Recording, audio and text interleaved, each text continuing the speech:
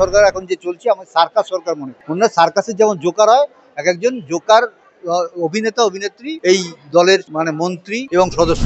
শিক্ষা প্রতিষ্ঠানগুলো ধ্বংস করছে মমতা। মুখ্যমন্ত্রী যেখানেই যাবেন এই কোশ্চেনের মুখে পড়তে হবে, বিচার আমরা পাবো। যে অভয়ার ন্যায় বিচার এর জন্য যে প্রশ্নগুলো আছে এই প্রশ্নগুলোর সমাধান হওয়া।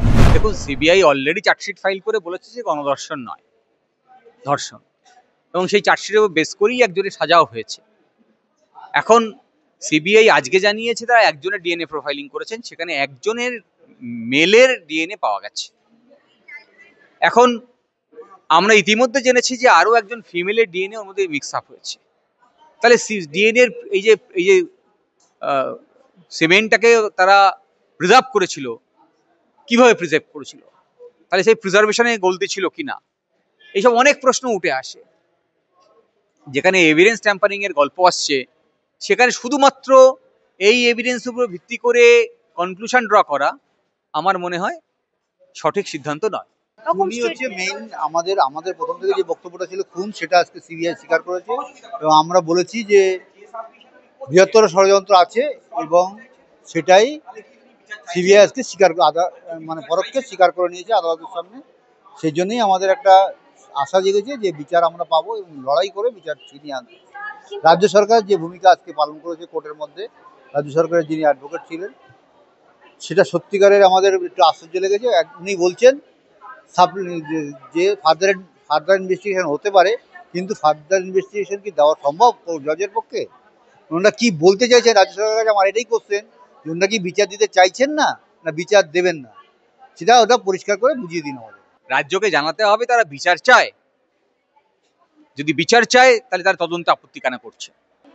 ওয়েস্ট বেঙ্গল জুনিয়র ডক্টরস ফ্রন্টের পক্ষ থেকে শুরুর দিন থেকে আমরা যে কথা বলেছি, প্রথম দিন থেকে, সেটা হচ্ছে যে আমরা পরিষ্কারভাবে এই ঘটনা মনে করি যে একজন ব্যক্তির পক্ষে ঘটনা সম্ভব নয়। যদি বলে একজন, তাহলে বলতে হবে মোটিভ কী ছিল, উদ্দেশ্য কী ছিল, কেন এই ঘটনা সে ঘটলো। সে আর জি কর মেডিকেল কলেজের সাথে সে অতপ্রতভাবে জড়িত নয়, অথচ এই ধরনের কাজ কি করে করলো। এই যে এভিডেন্স ট্যাম্পার হচ্ছে, তথ্য প্রমাণ লোপাট করেছে, লার্জার কনস্পিরেসির কথা বলছে, তাহলে কিভাবে এই কথা আজকে কেউ বলতে পারে যে একজন ব্যক্তির কথা? তাহলে তাকে বাঁচানোর জন্য এই লার্জার কনস্পিরেসি হয়েছিল, তাকে বাঁচানোর জন্য তথ্য প্রমাণ লোপাট হয়েছিল, তাকে বাঁচানোর জন্য লোকাল অথরিটির ইললিগাল ড্রিম ছিল। তাহলে এগুলো কখনোই বাস্তবায়িত কথা নয় বলে আমার মনে হয়।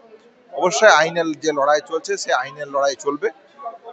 অ্যাডভোকেট যারা টিম আছে, মহামান্য উকিল যারা অ্যাডভোকেট যারা আছেন, সেই পথে সেই লড়াই এগিয়ে যাবে। এবং তৃতীয়ত যেটা প্রশ্ন রাখছি, সেটা হচ্ছে যে এই ঘটনা কখনোই বাংলার আপামর জনগণ থেকে জুনিয়র ডাক্তাররা এই কথা সঠিক বলে মনে করে না। সিবিআই এর আগে লোয়ার কোর্টে বলেছিল ডিএনএ কন্টামিনেটেড, এখন বলছে আর কারো ডিএনএ পাওয়া যায়নি, কিন্তু ওখানে একাধিক ব্যক্তির ডিএনএ উপস্থিত ছিল। আমাদের ডিএনএ বিশেষজ্ঞ দিয়ে বলেছেন বাড়িতে একাধিক ডিএনএ আছে ওখানে। এটাই যে খুন বলে, এতদিন তো খুন তো বলছিল না, বলছিল ধর্ষণ মোটিভ, সেখান থেকে ধর্ষণ করতে গিয়ে খুন হয়েছে, কিন্তু এখন সিবিআই খুন বলে স্বীকার করেছে আজকে কোর্টে, এটাই হয়েছে। আমরা যে দোষী একাধিক বলছি, আর ওনারা যে একজনকেই কনভিক্ট করানোর চেষ্টা করছেন, এটাই ওনারা যে আমরা বিচার না পেলেই খুশি হবেন। যারা বৃহত্তর ষড়যন্ত্রে জড়িত, তাদের আড়াল করার প্রথম দিন থেকে যে জায়গায় ওনারা ছিলেন, এখনো সেই জায়গাতেই আছেন। দেখুন, আবার আমরা বলছি এটা সিবিআই বলেছে, সিবিআই তো ট্রায়াল কোর্টে এই কথাটাই বলেছে, তাই তো একজন কনভিক্টেড হয়েছে। সিবিআই ট্রায়াল কোর্টে নিশ্চয়ই গণধর্ষণ বলেনি, তাই যদি গণধর্ষণ মতো তাহলে একজন কনভিক্টেড হলো, সিবিআই সেখানেও বলেছে একজন, তাই না? তো সিবিআই তার সাবমিশন দেবে, কিন্তু ভিকটিম লয়ার যেটা আছে, বাবা মায়ের যারা লয়ার আছে, তারাও বলবে যে আমরা কেন মনে করছি একাধিক। তাহলে সেই প্রশ্নটা এখনো থেকে যাচ্ছে। প্লাস যে বৃহত্তর ষড়যন্ত্র, যে এভিডেন্স ডিস্ট্রাকশন, সেই প্রশ্নগুলো যখন উঠে আসবে, তখন আসল উত্তর উঠে আসবে যে কেন বৃহত্তর ষড়যন্ত্র হলো, কেন এভিডেন্স ডিস্ট্রাকশন হলো। খুব স্বাভাবিক কারণেই লন্ডন কেন, পৃথিবীর যে প্রান্তেই যাবেন উনি প্রশ্নের মুখোমুখি হবেন। যতদিন পর্যন্ত আর জি করের যারা অপরাধ করেছে তারা আইনের আওতায় আসছে, যারা সারা পশ্চিমবঙ্গ জুড়ে দুর্নীতি করছে তাদেরকে আইনের আওতায় নিয়ে আসা হচ্ছে, এবং যার মধ্যে ওনার মন্ত্রিসভার বেশিরভাগ অংশ পড়ে। উনি যদি উৎসাহ পাবেন তাহলে এত উত্তেজিত কেন হচ্ছিলেন?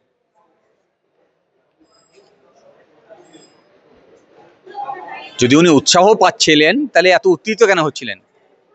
তা তো হওয়ার কথা ছিল না। তিনি তো বলছেন রাজনীতি করা হচ্ছে। রাজনীতি তো নিশ্চয়ই করছি, ভারতবর্ষের সংবিধান তো রাজনীতি করতে পারমিট করে, ভারতবর্ষের সমস্ত নাগরিকই রাজনীতি করতে পারে, তা তো ওনার কথা চলবে না। ওইটাই তো, সেটাই তো আমি বলছি, রাজ্য সরকারই চাইছি যে আমরা যদি বিচার না পাই সেটাই ব্যবস্থা করার চেষ্টা করছি।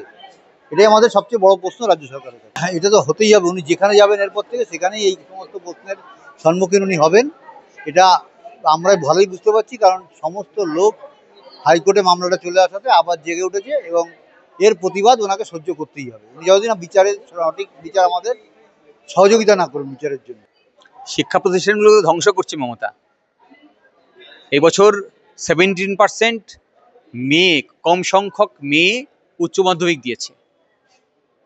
নারী শিক্ষাকে আগে নিয়ে যেতে হবে বলছি, আমরা রিজার্ভেশন করছি। আর উচ্চ মাধ্যমিক পর্যায়ে আমরা দেখছি 17% মেয়ে, কম সংখ্যক মেয়ে গতবারের তুলনায় পরীক্ষায় বসছেন। তাহলে বুঝে নিন শিক্ষার হাল কি। 8,000 প্রাইমারি স্কুল বন্ধ হয়ে গেছে, সেটা বোধহয় এখন 12,000 হয়েছে সংখ্যায়।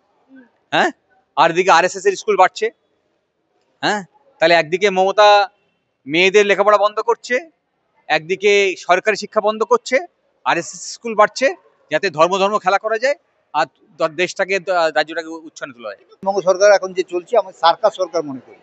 ওনারা সার্কাসের যেমন জোকার হয়, এক একজন জোকার অভিনেতা অভিনেত্রী এই দলের মানে মন্ত্রী এবং সদস্য, সেটা আমরা কোর্টের মধ্যেও আজকে দেখতে পেলাম।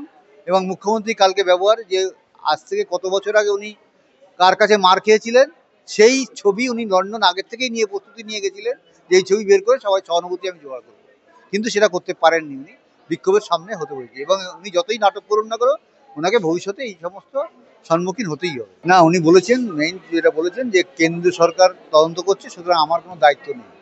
তাহলে উনি বিরোধিতা কেন করছেন এখানে এসে কোর্টের মধ্যে দাঁড়িয়ে? আমার তো এটাই প্রশ্ন রাজ্য সরকারের কাছে, যে ওনারা বিচার দিতে চান কি চান না, পরিষ্কার কথা আমাদের বলে দিতে, বুঝিয়ে দিতে পারেন। তাহলে আমরা সেইভাবেই আমাদের প্রিপারেশন নিয়ে আরো লড়াই জোরদার করবো, না যেরকম লড়াই চলছে এরকম চলবে, সেটা আমরা সিদ্ধান্ত নেব। একদম সেই প্রশ্নটা তো আমাদের বিচারপতিও আজকে বলেছেন যে কেন আপনাদের দেরি হচ্ছে, কোথায় আপনারা আটকাচ্ছেন, সেই উত্তরগুলো দিন। এবং আমরা মনে করি সেই উত্তরগুলো যখনই তারা দেবে, সেই প্রশ্নের উত্তরগুলো যখনই আসবে, তখন আমরা বুঝতে পারবো যে কে করেছে, কারা করেছে এবং কোন উদ্দেশ্যে করেছে, এবং তদন্ততে তারা মানে আপনার এভিডেন্স ডিস্ট্রাকশন কেন করেছে, এবং তারা বৃহত্তর ষড়যন্ত্র বলতে কি বোঝাতে চাইছে, কোন ষড়যন্ত্র হচ্ছে, কেন ষড়যন্ত্র হচ্ছে, সব উত্তরগুলো আমরা ধীরে ধীরে পেয়ে যাবো। এটা আমি সারা বিশ্বের কাছে কৃতজ্ঞ। আমার মেয়েকে তারা ঘরের মেয়ে মনে করেছে এবং এতদিন পরেও আমার মেয়েকে মনে রেখেছে, আগামী দিনেও তারা মনে রাখবে। এবং মুখ্যমন্ত্রী যেখানেই যাবেন এই কোশ্চেনের মুখে পড়তে হবে, বিচার আমরা পাবোই। সারা বিশ্বের মানুষ আমার পাশে আছে। আমরা কোনো রাজনীতি করছি না, জনসাধারণও কোনো রাজনীতি করছে না। এটা যেহেতু মুখ্যমন্ত্রী জড়িয়ে আছেন এটার মধ্যে, ওনার নির্দেশেই যে সবকিছু হয়েছে, উনি সেটাকে ঢাকা দেওয়ার যে চেষ্টা প্রথম থেকে করছিলেন, এখনো করছেন। সেইটা যদি বুঝতেন, আমাদের মাননীয় এতদিন পরে বুঝেছেন, এটার জন্যই ওনাকে থ্যাংক ইউ। শিক্ষা প্রতিষ্ঠানের যে অবমাননা হয়েছে, এটা যদি সেদিন বুঝতেন, তাহলে কারা করেছে তাদের মাথায় হাত না রেখে আমরা যাতে বিচার পাই সেই দিকটা দেখতে। না, আমার মনে হয় সেটা বিচারপতি বিশ্লেষণ করবেন। আমাদের তো আইন নিয়ে আমাদের বিশ্লেষণ করার মতো ক্ষমতা নেই, আইন জানাও নেই। কিন্তু আমরা যেটা মনে করি যে রাজ্যকে এখানে পরিষ্কার হতে হবে যে তারা তদন্ত চাইছে কি চাইছে না, বিচার চাইছে কি চাইছে না। কারণ তদন্ত যেটা, সেটা একদিকে তারা বলছে চললে আমাদের কোনো অসুবিধা নেই, আরেকদিকে বলছে তদন্ত চালানো যাবে কি না তার জন্য আর্গুমেন্ট করছে। তাহলে লয়ার মুখে কি বলে সেটা ইম্পর্টেন্ট নয়, লয়ার যেটা আর্গুমেন্ট করে, যে আইন দেখিয়ে আর্গুমেন্ট করে, সেটা ইম্পর্টেন্ট। তো আমার মনে হয় রাজ্য থেকে একটা ক্লিয়ারেন্স দেওয়া উচিত তারা কি চাইছে, তদন্ত চাইছে কি চাইছে না। এটা প্রথম প্রশ্ন। 2 নম্বর প্রশ্ন, বাবা মা ট্রায়াল কোর্টে যে বিচারটা হয়েছে সেটাতে অসন্তুষ্ট বলেই কিন্তু তারা হাইকোর্টে এসছে। তাই হাইকোর্টের সেই ব্যাপারটা দেখা উচিত। আমার মনে হয় সেটা বিচারপতি নিজে দেখবেন এবং সেটারই মামলার শুনানি চলছে। এখন তো কোনো অর্ডার বেরোয়নি যে তিনি শুনবেন কি শুনবেন না, তদন্ত হবে কি হবে না। তাই এই প্রশ্নটা এখানে আমাদের মনে হয় স্টাক হয়ে যাওয়ার কারণ নেই। কিন্তু রাজ্যের তরফ থেকে যেটা লয়ার যেটা বলছেন, আমার মনে হয় সে ব্যাপারটা আরও ক্লিয়ার বলা উচিত যে আমরা তদন্ত চাই বা দেন তদন্ত হবে, এরকম একটা জায়গায় দুটো স্ট্যান্ডার্ড নেওয়াটা খুব আর্যিকর প্রশ্ন। এমন একটা প্রশ্ন আমার মনে হয় বিশ্বের যে কোনো শহরে গেলে এই প্রশ্নের সম্মুখীন হবেন উনি। তাই এটা নতুন কিছু নয়, এই প্রশ্নের উত্তরটা ওনাকে দিতে হবে, রাজ্যবাসীর কাছে দিতে হবে, সারা পৃথিবীর যে বা যারা এই ঘটনা সম্পর্কে জানেন তাদের কাছে দিতে হবে। তো এই উত্তরটা স্বাভাবিকভাবে 9 আগস্টের ঘটনাকে কেন্দ্র করে যেভাবে আন্দোলন শুরু হয়েছিল, সেখানে সারা বাংলা, সারা দেশের, বিশ্বের মানুষ তারা নানানভাবে প্রতিবাদ জানিয়েছে, বিভিন্ন কর্মসূচি তারা নিয়েছে। সেই কর্মসূচির পাঠ থেকে এই ঘটনার সাথে তারা অতপ্রতভাবে সম্পৃক্ত হয়েছে।